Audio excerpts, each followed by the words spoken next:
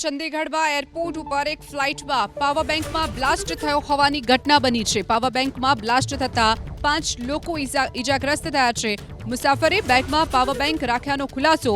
હૈદરાબાદથી આવેલી ફ્લાઇટમાં 198 મુસાફરો સવાર હતા, જે ફ્લાઇટમાં પાવર બેંકમાં બ્લાસ્ટ થવાની ઘટના બની છે। ઇન્ડિગોની ફ્લાઇટમાં પાવર બેંકમાં બ્લાસ્ટ થવાની ઘટના, જેમાં 5 મુસાફરો ઈજાગ્રસ્ત થયા છે। મુસાફરે બેગમાં પાવર બેંક રાખી હતી, જેના કારણે આ પાવર બેંકમાં બ્લાસ્ટ થવાની ઘટના બની છે। ઇન્ડિગોની ફ્લાઇટ હતી, જે હૈદરાબાદથી આવી હતી ચંદીગઢ, જ્યાં એરપોર્ટ ઉપર જ્યારે ફ્લાઇટ ઊભી હતી તે સમયે જ પાવર બેંકમાં બ્લાસ્ટ થતા 5 લોકો ઈજાગ્રસ્ત થયા છે।